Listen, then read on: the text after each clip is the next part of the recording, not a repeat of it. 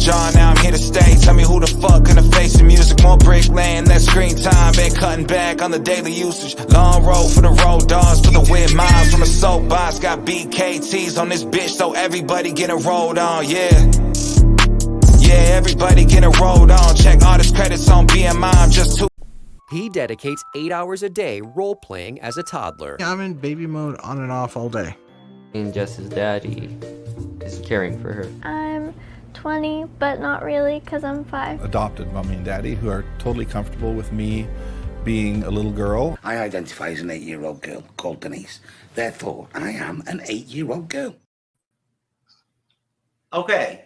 How's it going, folks? MCU'S Bleeding Edge in the house, as usual. And first hard-hitting question, Rings of Power, Lord of the Rings, J-Ret. Which one of those crazy fucking people looks the most like a halfling out of all those fucking people we just saw? With the crazy wigs and shit, like some of those like grown men that were saying that they're children and shit. I don't know. None of them. What do you think, Cypher? Which one of those fuckers looks like a halfling? The guy that says he identifies as an 8-year-old girl. That's right, sir. You win 1,000,000 points, as you would say normally. You win 1,000,000 points on that, Cypher. You're starting to show off with a major lead here on the panel. Always good to start off with a good lead like that, folks. Just to be clear out there. But anyways, this is the MCU'S Media YouTube channel podcast. I am co-host Jeff S. TrueKnowledge in the house, rocking the Lord of the Rings episode 4, The Rings of Power Season 2 recap live stream. J-Ret 2000 has graced us with his presence here at the guest panel with Cyberneticshark, my co-host. Good to see you, Joey. How are you, buddy? What's up? Glad to be here. Thank you for the invitation. Good to have you back, brother. Thank you. We're waiting on Rathacon to join us, our buddy Jassim. And Cyber, how you doing, sir? Good, sir. I am just hunky-dory, waiting to talk about this episode. Are you stoked to review Beetlejuice on Andres' live stream on Sunday? Yes, sir. Okay, awesome. So, all right. Honestly, we'll start things off a little bit in reverse because I've done this once before. I actually kind of like doing it. I'm going to do episode ratings to start off the show instead of end it. So I'll start with you, Joey. You know, since you're the first time back in a while, I'll go to you first. What's your rating 1 through 10 on episode 4? I thought it was a pretty up and down episode. Okay, so 1 through 4, my rating, without trying to go into too much depth right off the bat. Oh, that's right. You're supposed to be on for episodes 1 through 3, so go ahead. Yeah. Yep. Well, you know, and again, it's a simple question you're asking me, and I'm trying to keep it simple. So if I'm going to give it a rating based off of 1 through 4, from what I've seen, I'm gonna. Where are we going? 1 out of 5, 1 out of 10. 1 out of 10. 1 out of 10. I think I'd give it a generous 7.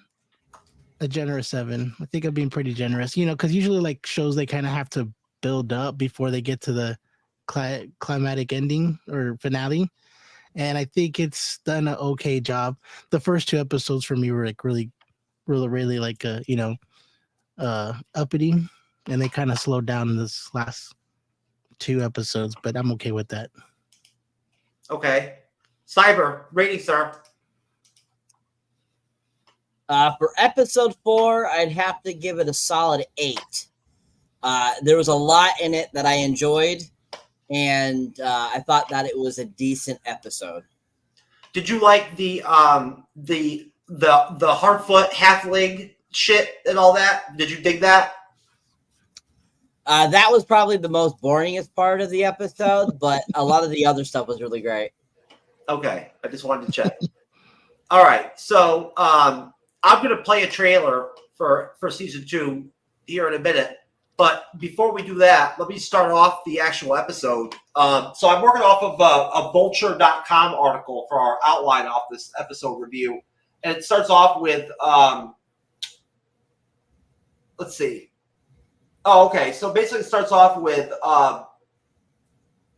you know, it's never easy when a coworker becomes your boss. And as this episode opens, Galadriel does not deal with it well.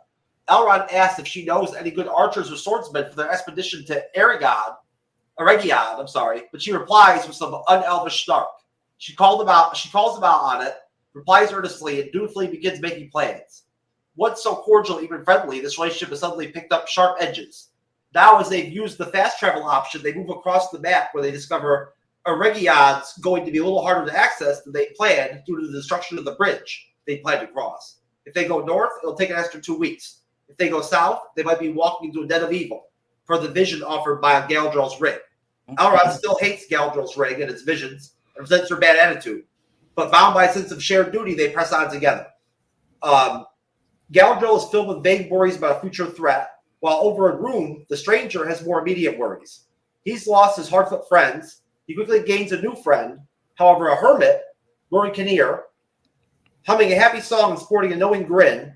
It's as if he's traded the small friends for one big one, though the stranger thankfully doesn't see it that way. After the stranger asks for help finding his Hardfoot companions, he's told, there is what you're searching for and there's what you find, now isn't there? Then the stranger's searching for, Then the stranger's star map blows away, and when he attempts to break off a branch that resembles the staff he used to fend off the riders stalking his party, he's swallowed by the tree, Ent, to which it's attached. Nothing seems to be going his way. So I'll stop there.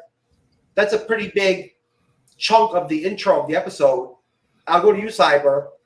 Before we go into Nori and Poppy and their saga in the episode, Nori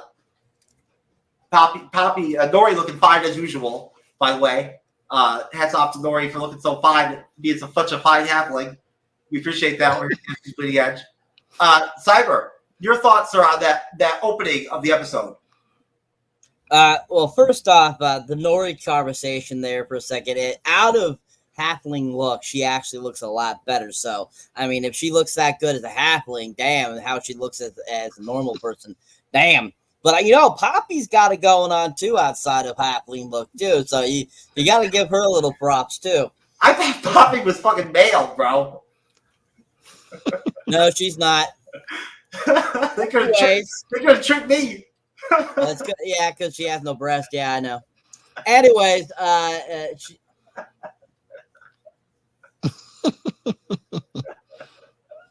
sorry, sir.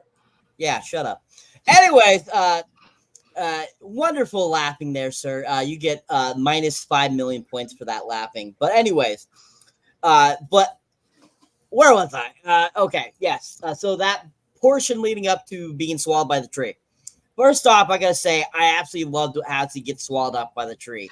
That was freaking awesome. I was laughing, and at the same time, I thought that was so cool. Like, all of a sudden, the tree just starts to pull him in. I'm like, is this like a tree kind of like in Sleepy Hollow? Like, what is this fucking thing doing? Like, is it eating him? Like, what's going on here? I thought that was just so cool. I was like, that's really cool. I like that. Thought that's very interesting.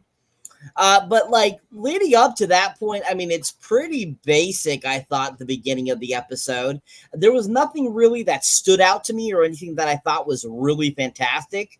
I just thought it was pretty like, a great way of, proceeding with the story. We get that Elrond and Gadriel kind of, situation there, which definitely there's some great, like, I feel visuals during that sequence, but other than that, it's just kind of them back and forth talking and kind of them like their basically their kind of their situation, their relationship and how it's off to one end and off to another end kind of deal and kind of go back and forth between those two. I feel that that's kind of a tired trope with their characters since the first season. And I feel like they bask way too much on that in the writing. So I find that kind of boring.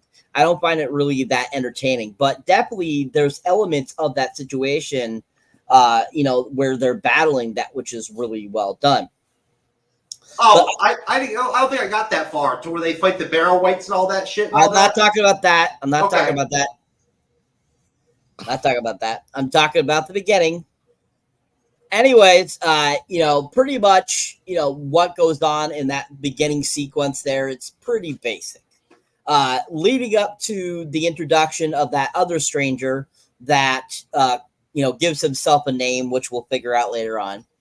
And him and the stranger himself getting gobbled up by that tree, I thought was really fun. That's when I thought the episode started to get really interesting for me when that whole situation there happened with him and the new stranger character that he's trying to get information out of, finding his halfling friends. So I think pretty much the beginning section is pretty boring up to that point, and then that's when it starts to get really enjoyable and fascinating. He's Tom Bombadil, baby. Tom Bombadil. What's up? Yeah, I still can't remember who the fuck that's supposed to be. Yeah, that's Tom Bombadil. What'd you think, JRat 2000? What are your thoughts on Tom Bombadil? His character, like, I mean, that whole intro of the episode, the same thing I asked Cyber. Got you. Okay, so I'm really gonna play a lot of devil's advocate in this, and when I say that, I mean like I've got a lot more questions than I do answers for what's going on, and I've seen season 1, and I'm up to date with season 2, right? Yeah, you watched season 1 recently, so like I did. You should be really tight, like with the show. So I'm gonna ask all these questions, and anybody who's watching it, to kind of refresh them up, bring them up to speed. Like at this point, we've only created 3 rings, and those are the elf rings, correct? We've got 3 rings, and they've already been. And the dwarf rings too. The dwarf rings were made too. Were they made? I didn't see that they were made. Yeah, they made the dwarf rings too. Okay, so we've got the 3 rings for the elves at this point, and then and I guess we got the 7 dwarf rings. I don't understand why they gave the ring to what's her name? What's her name? Galadriel. Why was the ring given to her? Well, it wasn't given to her. She took it. Because I thought it was supposed to be for like the higher. It was just made for the elves, and she grabbed it. But she's one of the higher tier. I don't want to go on and on, but she's one of the higher tier elves or whatever. Like she's like up in like the the rankings as far as rankings. Like, yeah, because I felt like she was a high ranking like military elf, but I didn't feel like she was a high ranking council elf like throughout what I was seeing, and maybe I'm just missing it. I'm just she was a leader like in season 1, and then came back and us. Yeah. Anyway, I like what I saw. We got to see more of the E-Star. Is that what he's called? The E-Star? The E-Star? That's what they call him? That good wizard? E-Star?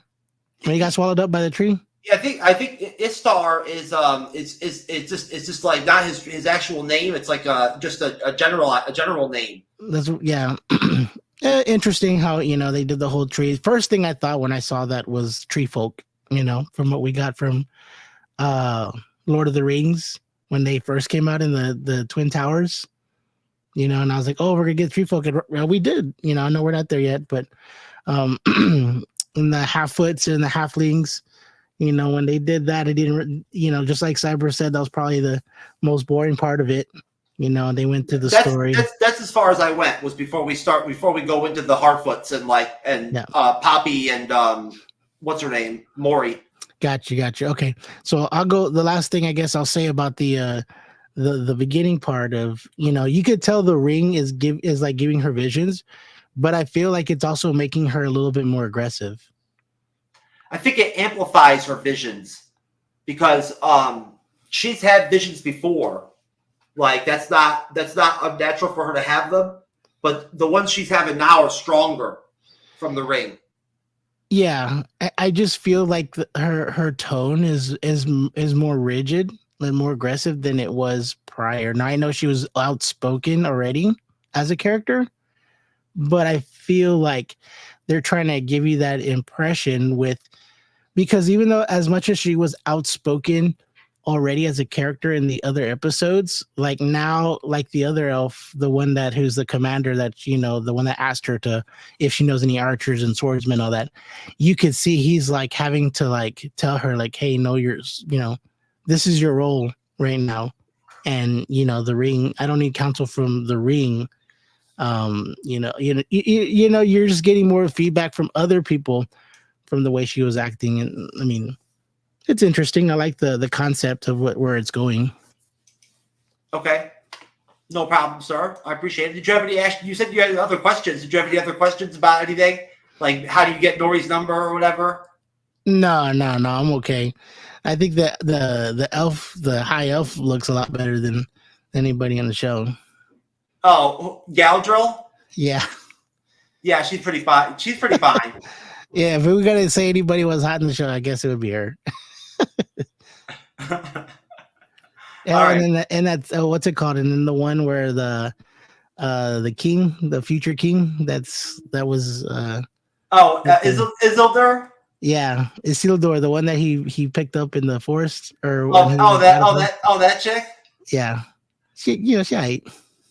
Oh, okay, cool. Well, that's good to know. That's really good information, J-Rat. I appreciate that. I figured you could take what you want from that. I'm scrolling through some of my private videos right now on my MacBook Pro. I didn't even realize we're here. I didn't even know. I forgot they were even out here. Good information. So I guess you're not feeling Nori like me and Cyber are. That's okay. Me and Cyber are a bunch of old fucking dirty bastards. So that's all right. Hey, to each his own, man. It's all right. I think Nori's fine, dude. But that's just me. So, anyways, speaking of Nori, happily, both Nori and Poppy survived the Wizard of Oz level storm that whisked them away in the previous episode 3. They wake to find themselves in the middle of nowhere, which is where they were anyway. True, they were pretty much in the middle of nowhere before, but at least they kind of knew which way to head. It's not uninhabited in the middle of nowhere. They're soon greeted by Nobody, also known as Mary Mock, and played by Javi Singh Chera, which is to say they're greeted by a halfling everyone calls Nobody, which is stupid as fuck. A friendly but puzzled-looking fellow who introduces himself asks who they are, and then exchanges a meaningful look with Poppy, while Nori looks on skeptically. But their meeting makes a turn after the visitors rightly suspect he's stealing water. As Nobody flees, he tells them that outsiders aren't allowed in the village, and that there isn't even a village anyway. Under threat, however, Nobody agrees to introduce them to the village elder, the Gund, or Gundable Earthhauler, as the credits list the character played by Tanya Moody.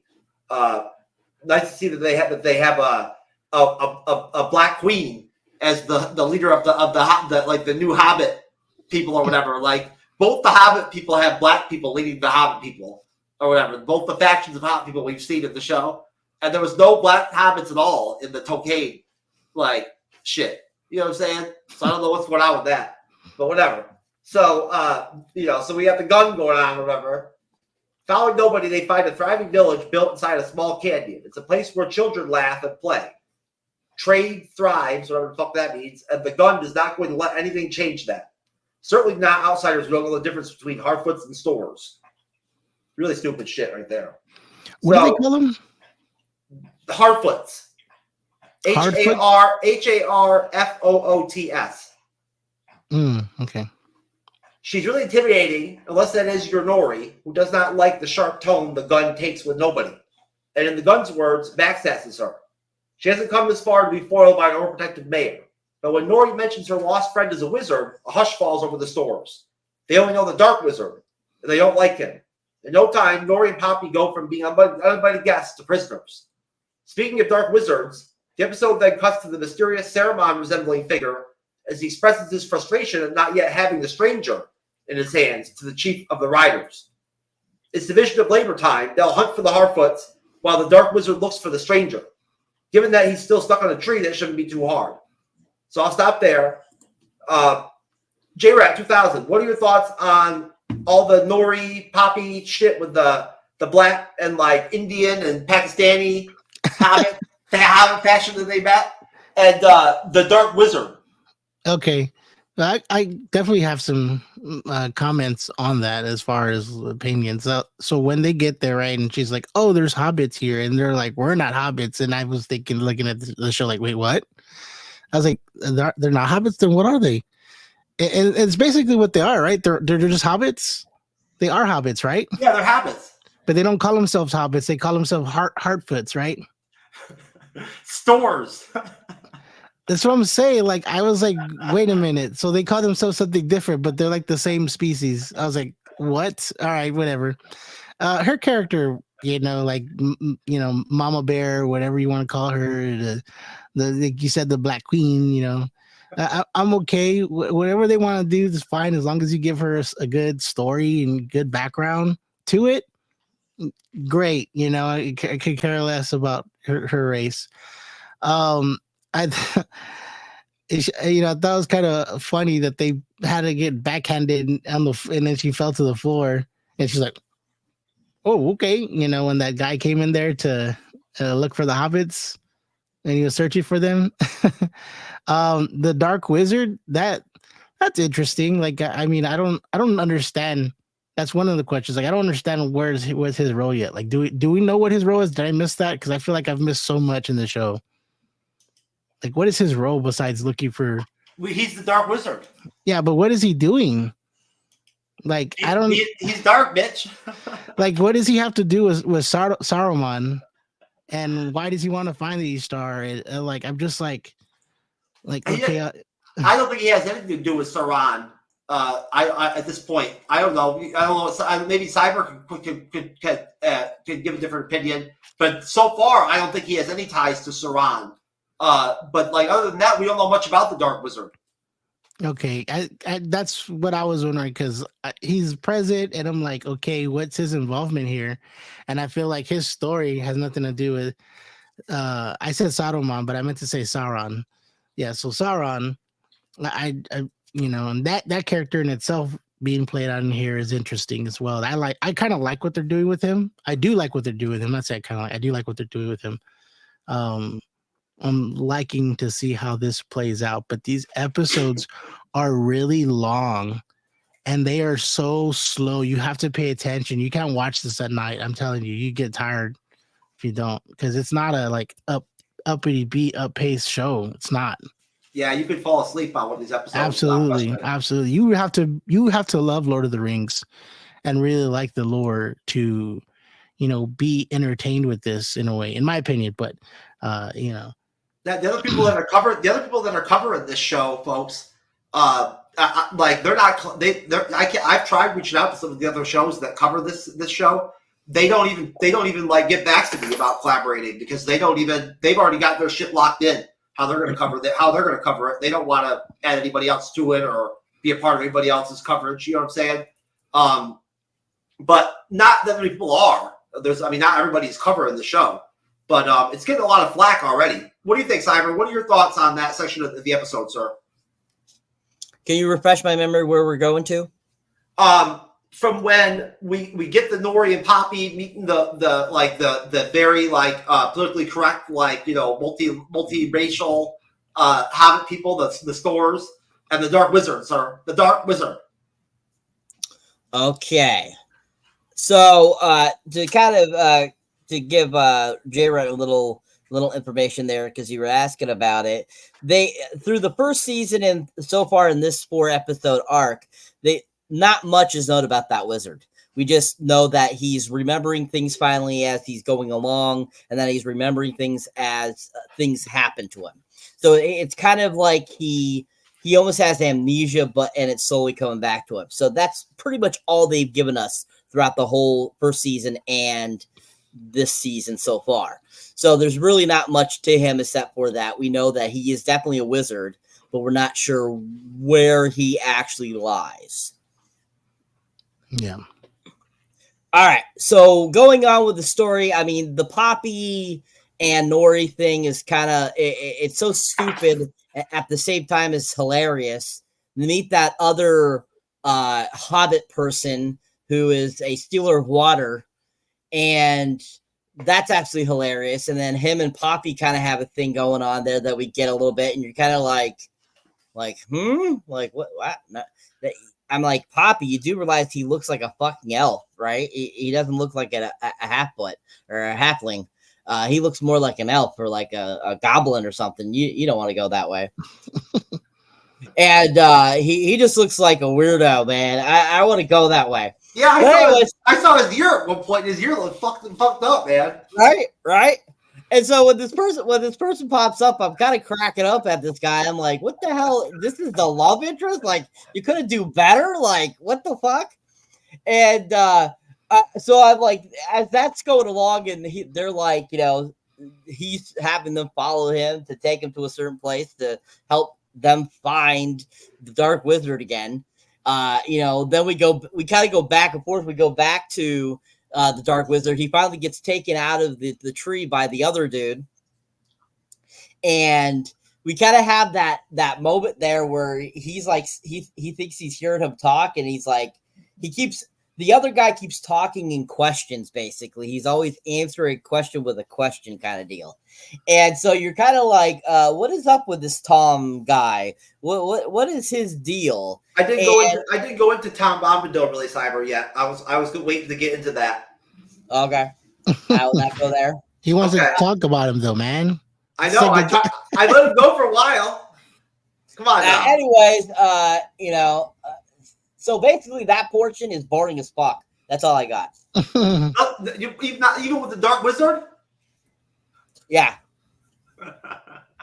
He didn't do any wizardy stuff. You're not the only person that thinks the Dark Wizard is Saruman, JRET 2000. Several people think that that's Saruman.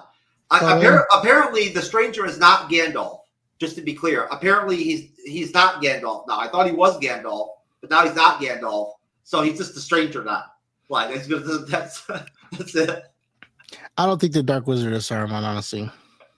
I don't think any of the wizard characters are actually like any of the major wizards from the Lord of the Rings.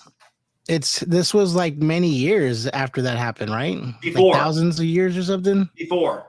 Yeah. Not thousands, because Galadriel is in the Lord of the Rings. You know what I'm saying? But she's an elf. And but elves are immortal. Yeah, they are immortal. So either way, fortunately for the stranger, his new acquaintance is happy to rescue him from the hungry tree that J-Rep talked about. Does this fellow have a name? It's seemingly been a long while since anyone's called him anything, but yes, they used to call him Bombadil, Tom Bombadil. He's a friendly fellow, asking the stranger into his home, but he's odd too. He likes to sing, and from the other room, the stranger hears a woman's voice joining the tune, even though there's no woman around. And Tom Bombadil throws him the bar of soap and says, "Wash your elbows, bitch." So what's his deal? Tom Bombadil seems to be old, extremely old, as in older than the stars in the sky, which he calls newcomers. In his words, he's not just old, he's eldest. No further explanation is needed. And it's quite possible he's telling the truth, given the way the fire reacts to a mere yawn. Impressed, the stranger asks in so many words if he can play Luke Skywalker to Tom Bombadil's Yoda, perhaps starting with that staff he tried to claim from the tree. In return, he gets a bit of wisdom that might baffle even the wisest Jedi Master. A wizard's staff is like a name. It's yours to wield already if you prove yourself worthy of it. And Tom Bombadil informs him he is not. But maybe he will be with the proper training. Not that Tom Bombadil is in any great hurry to take on another protege, given that his last one became the Dark Wizard. What's more, Tom Bombadil knows what could happen next. The Dark Wizard can team up with Sauron to rule the world unless the right heroes step up to stop them. But who could those heroes be? Oh, right, it's the stranger. Elsewhere, Galadriel's vision of dark foes on the southern route to Eregion, that's because it passes through the Barrow Downs, where even the trees seem ill at ease. There's a good reason for that. The Barrow Downs are home to evil skeletons called Barrow Wights. And yes, per Tolkien lore, Barrow Wights should not be in the Barrow Downs at this point in Middle-earth history. Take it up with the showrunners. They're pretty scary, if ultimately no match for the elves. Despite being impervious to the weaponry, their own weaponry, however, is another story. So I'll stop there. Let me go a little bit farther. Lest you think the Lord of the Rings of Power had forgotten about the refugees of the old Numenorian settlement of Pelagar, the action that shifts to the hunt for Theo from the mysterious attackers who snatched him in the previous episode while attacking the wild men. The discovery of corpses and severed limbs seemingly does not bode well, but Isildur and Erendor hold out hope, and at the suggestion of Estrid, J-Red's favorite, they decide to head north. Remember, she knows a thing or two about the wild men. So I'll stop there. Cyber, sir, your thoughts on that passage where we do get fully introduced to Tom Bombadil. Okay. Tom Bombadil, pretty much like I was saying before, he's an interesting character that kind of is like, what is his deal? And I feel that they keep him very much like kind of in that middle class of not knowing everything and knowing a little about him. So it's kind of one of those situations where you're just like, just tell me the fuck who he is. Like, just get on with it. Just get on with it. So that whole sequence kind of was, I thought interesting, but at the same time irritating at the same time, because it's like you're leading me on, but you're not giving the information.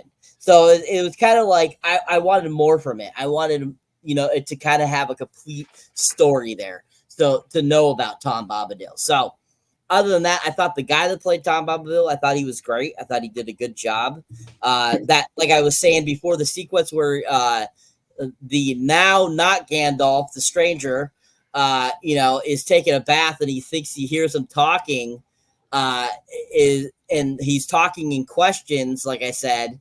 And that's just a kind of an interesting take on a character, because if you've watched any of the Lord of the Rings films, I feel, or even the Hobbit films, there's definitely some characters that do that are they answer a question with a question.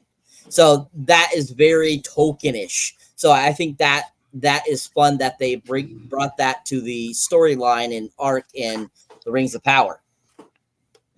But pretty much proceeding on from there, we get, kind of that introduction to that trying to find Theo. I thought, that whole situation was really cool in the forest and everything. I really enjoyed it. I thought that was really cinematographically well done. I liked the cinematography there. I liked the visuals, stuff like that. I thought that was really well done.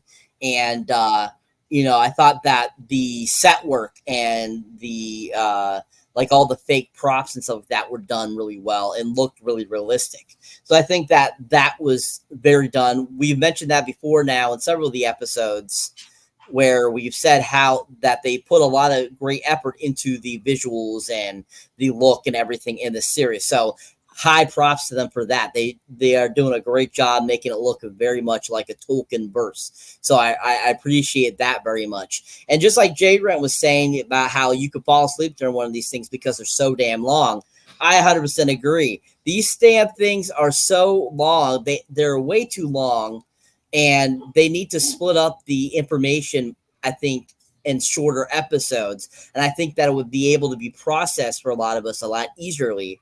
Because then they have, instead of trying to push it out into 8 episodes, push it out to 10 and make each episode 44, 45 minutes. Then I feel that would come across a lot more even and more clean, and people would have a better understanding of this. Because this sequence here, if you think about it, a lot of this stuff was so condensed because of how long the episode is, and they were trying to condense so much into that hour and 10 minutes. It really got sopping wet and, in its, not full potential, basically, as I feel. So I definitely think that some of this information in this sequence we're talking about definitely could have been extended better if they had shortened it in this episode and brought it on to another episode. And I definitely think a lot of that Tom Bombadil stuff would have done better if they had shortened without putting so much information into one episode. Still high props on this whole sequence's look and everything. I thought it did really good, especially the forest looks and stuff like that. Really enjoyable there. And overall, I think that this portion of the episode, it's not too bad. Yeah, they've created so many storylines with so many characters at this point. They almost have no choice but to make the episode so long to fit everyone in, almost. And yet they still skipped on the dwarves completely on this episode. And Saran and what's his name? Whatever the fuck his name is. The other elf that makes the rings. That guy. Right? We didn't see them at all in the episode. What do you think, J-Red 2000? Oh, you guys brought up so many good points, and I'm gonna piggyback a lot of what Cyber said. I think he's 100% right with the visuals. For one, it's so true to Lord of the Rings. Just you see it, and everything is just perfect. Nothing is that doesn't remind you of Lord of the Rings. The style is very on point, and I can appreciate that from a nostalgia standpoint. The next thing he said about the episodes, and he said it a lot better than I did, but yes, the movies are so long and it's got so much information on them. If your attention span isn't good, it's hard to pay attention, and that's why it's easy to get lost with it, because they're so long, because there's so much dialogue that you have to sit and listen to, and that dialogue just carries on, and the amount of action to not kind of like keep you up, or the suspense to keep you tuned in, can get you lost really easy. And yeah, I don't understand why it's not okay anymore to make a season with 15 episodes, you know, or 20 anymore. Like everybody wants to just do 10 episodes and shorten it down, but this story is a long story. You know, you have a potential to create 45-minute, 35-minute episodes and keep us wanting to know what goes on in the next episode, because they're going to see it. You create an episode for 35 minutes. Yeah, everybody wants that episode for 45 minutes to watch. Like, oh man, I could watch this forever. But if you don't put enough action sequence in it to keep it going, it's just stagnant, you know, and then you lose the attention to it, whether you like the story or not. That's my opinion on that. I think Cyber was able to bring that out to definitely help me explain how I feel about that.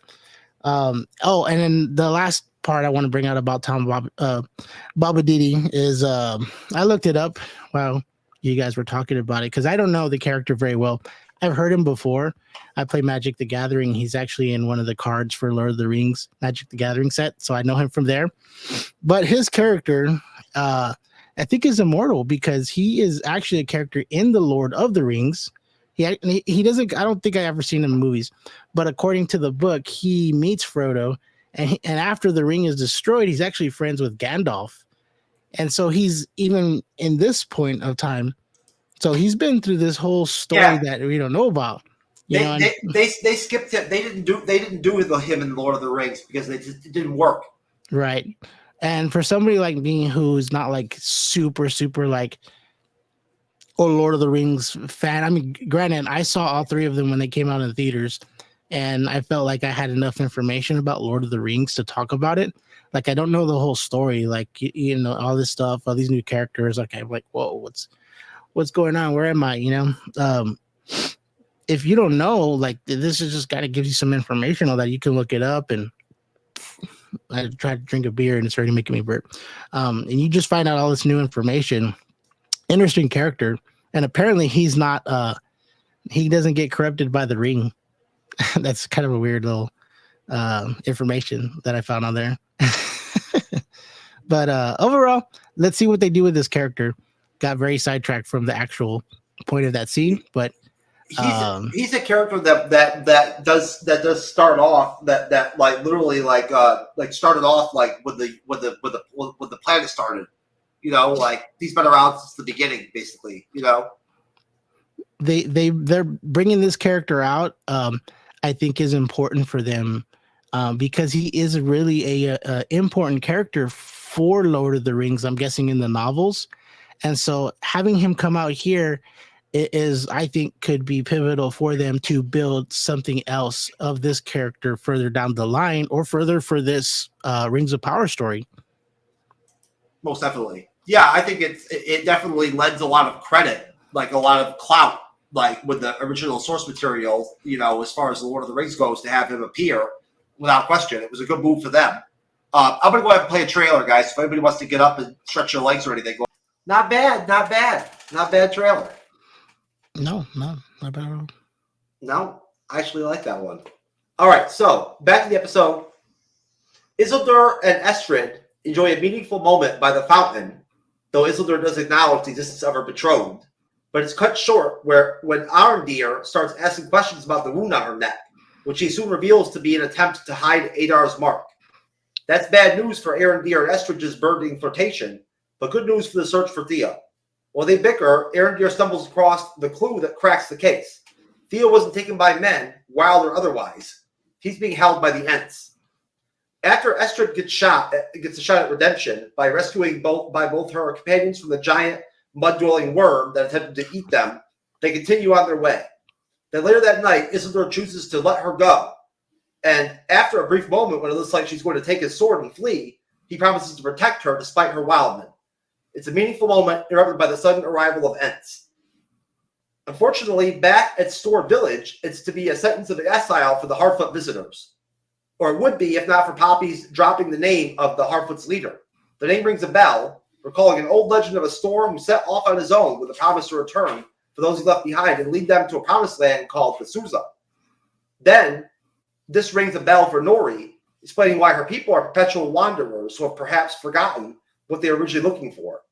Their historical puzzle solving gets interrupted by the arrival of the riders. But despite the threat of violence, the Gun does not give up her unwanted guests.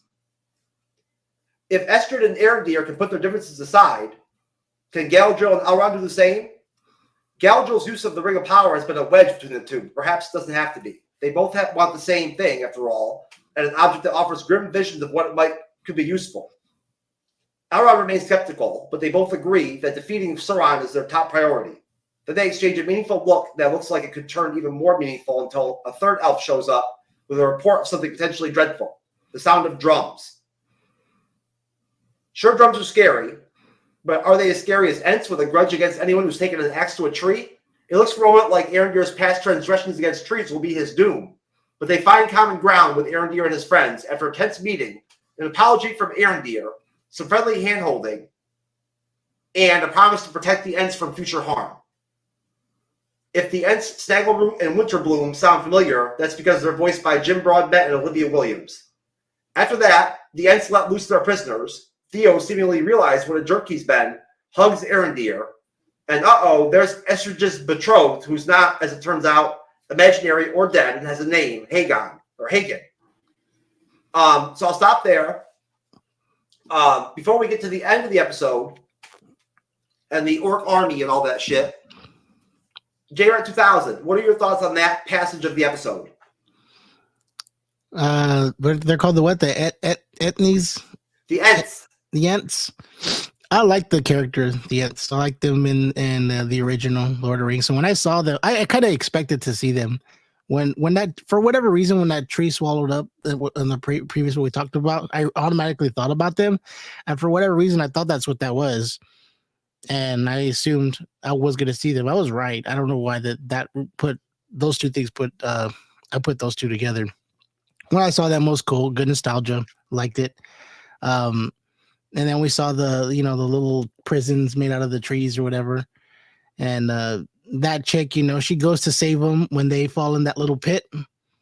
Because I guess they felt like they couldn't trust her because she was in the cuffs because she was a wild bitch, And she puts the stick in there and pulls them out. That big ass, swamp shrimp comes out and they, come out of it. Earns their trust, because of that. And then I kind of went back and forth. I'm gonna go towards the end part of it. They get released, right? Because the elf makes a promise, like, "Oh, we're gonna protect you. Fuck these dudes. I got your back." And they fall for it. She puts a little flower on him and stuff, and symbolizing like hope and love, all that stuff, all that good stuff. And then we see like they're about to make out, right? Like they're like, "Oh, he's gonna hook up with her," right? Because that's like you could tell he was all like rock hard for her, like the whole all jazzed up. Yeah, he really thought he was getting it, right? All the flirting and everything. He was like, "Fuck, hell yeah, we hit it," And then all of a sudden she's like, "Oh, that's my dude," and then right away he's like, just sticking up out of his pants, and it just goes. And goes down, and then that's how that part ends about it. I just kind of was like, I kind of just thought I actually thought that was kind of funny for that moment. It's just a conversation that happens that you have to kind of just pay attention and be interested in. As if you like the story, you have to pay attention to that. But like a lot of that sequence is like watered down part of the story.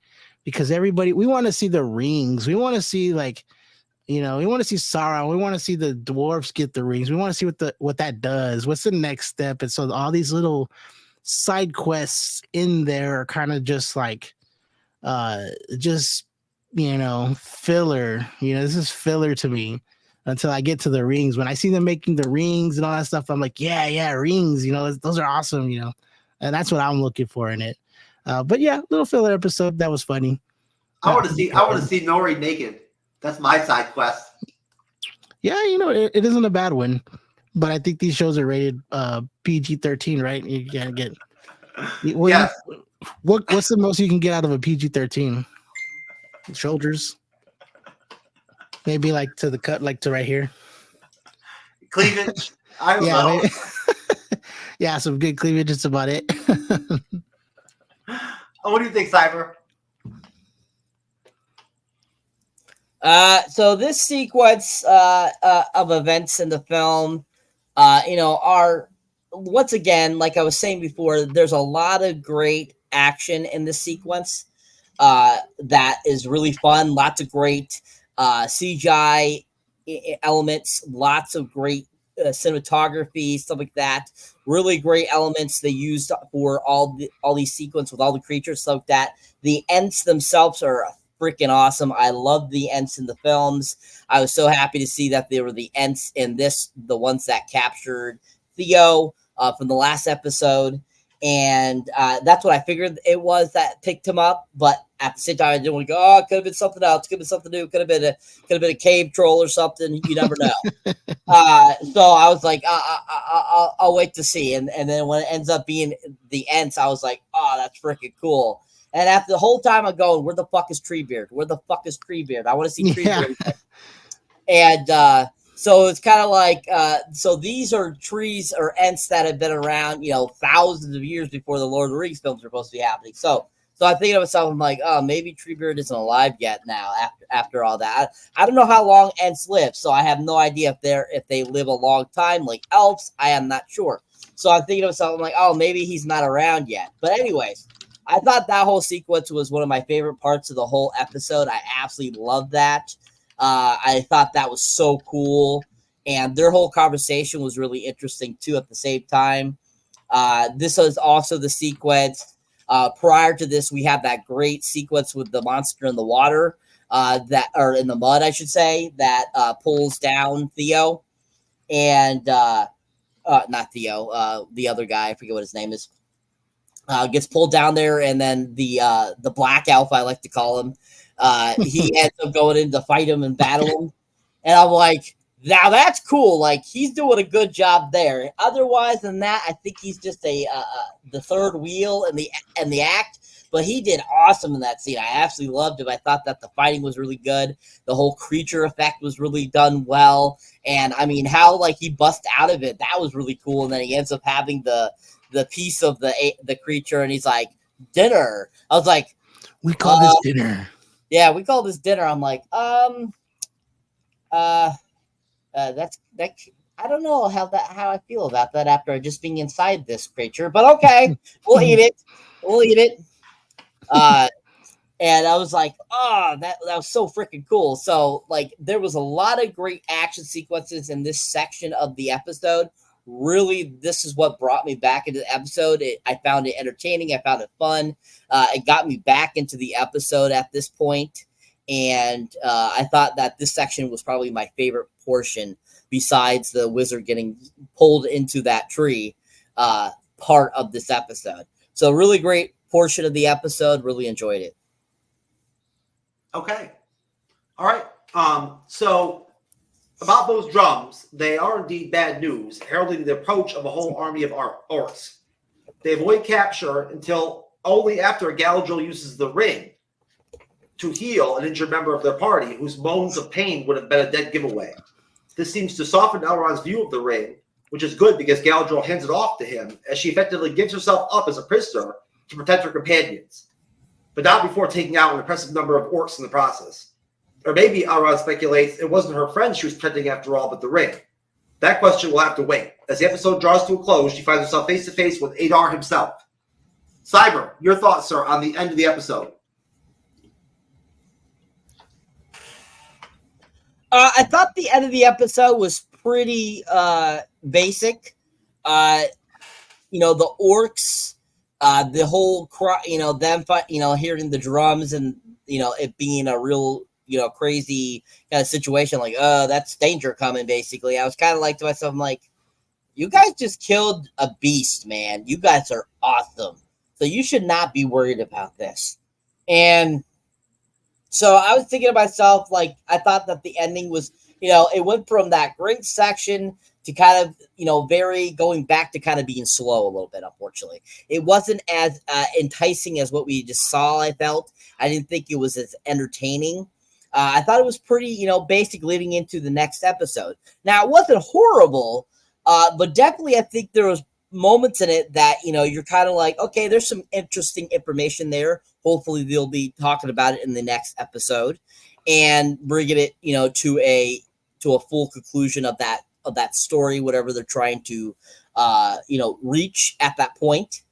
And, I think that, of course, anytime, we see, certain aspects of, any of the armies or any of the different groups of people in this, they're always fun to look at because the costume design is so awesome. And just the whole aesthetic of them around them, the sets and everything is just really cool. So I think visually the ending is really done well, but story-wise, I think that it pretty much, kind of stalls again and gives us kind of a basic ending. So I thought, overall that this portion of the episode was basic and, leading us to the next episode.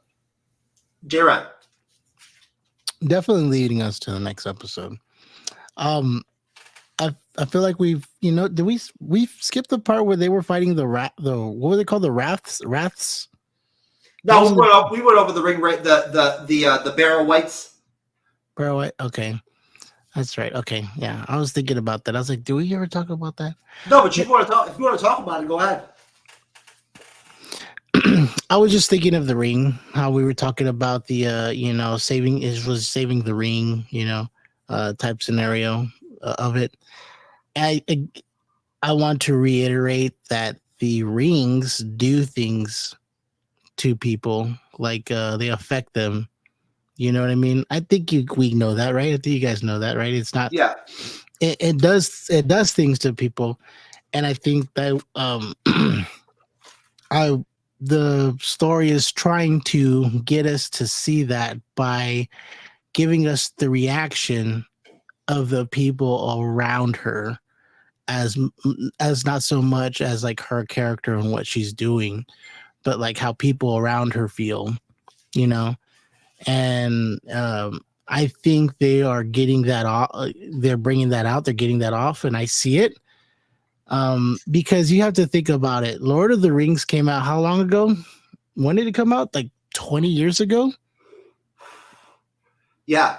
So there's a whole there's a whole bunch of people that are younger that have probably never seen Lord of the Rings, and if they're watching this is brand new to them. They're like, Rings of Power, let me watch this, right?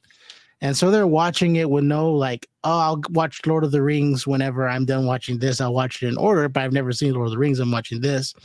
So they have to give we know because we've seen Lord of the Rings that the rings do things to the people, but you have to show that. And I think this is showing people who've never seen Lord of the Rings, like what these rings are doing. Like, I think those people are changing. I think it's the rings, because it doesn't tell you that the rings are changing the people.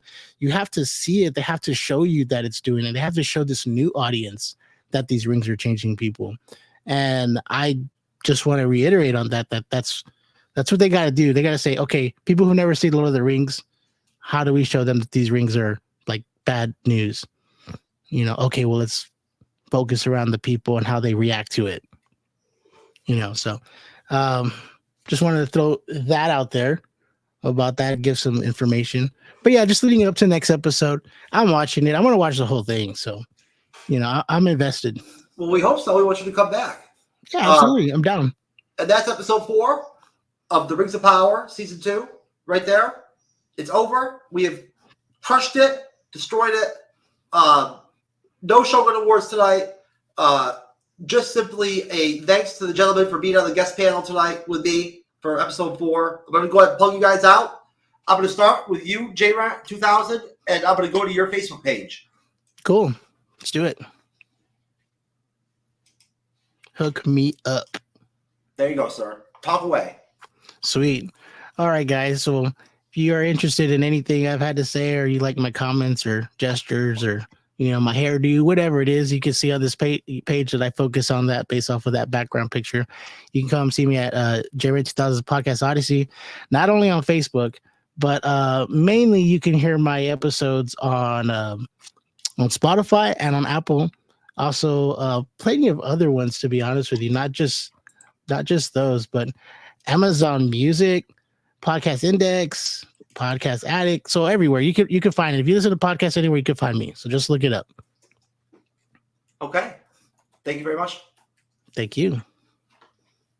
Cyberneticshark, sir, you are next.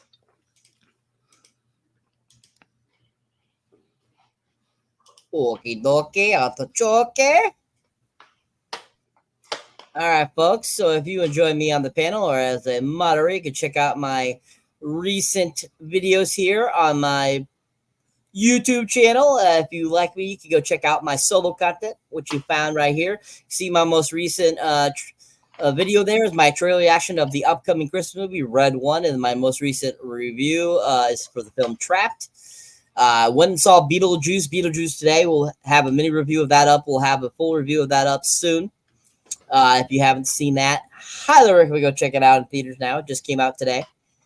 Of course, I put up a few awesome little mini reviews too as well.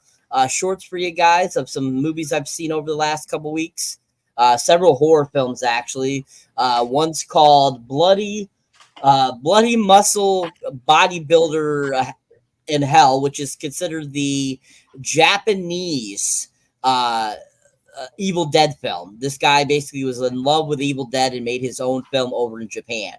As you can see there, I did also the films When Evil Lurks, was a 2023 film, and then of course the 1984 of Children of the Corn review up there as well. My mini reviews of those, definitely check those out. Check out my mini review of Beetlejuice.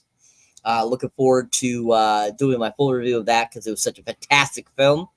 Definitely worth the almost 40-year wait for the sequel. And great film if you haven't seen it. But be putting out more and more content for you guys, more reviews, more shorts and stuff like that. Keep your eyes out. As always, if you haven't checked out my Patreon, where you get all kinds of extra cool accoutrement you don't get here on my YouTube channel, go check that out as well. Also, in my Patreon, if you become a Patreon member, don't forget you get to give me what next movie I review for you guys. So that's something you can look forward to. So something to look into, people. But as always, if you enjoy my content here, keep on checking that out. Keep on checking out the MCU's Bleeding Edge, and we're gonna keep on rocking it. And we'll be back again next Friday, same bat time, same bat channel for Rings of Power episode 5. Hopefully, Raymond from Booze and Chill will be on with us. Wrath of Khan will be back. He got stuck at work late tonight. We appreciate you, Wrath. All right, guys, we're out of here. God bless you, folks. We'll see you next time. Peace. Galaxy. Yeah.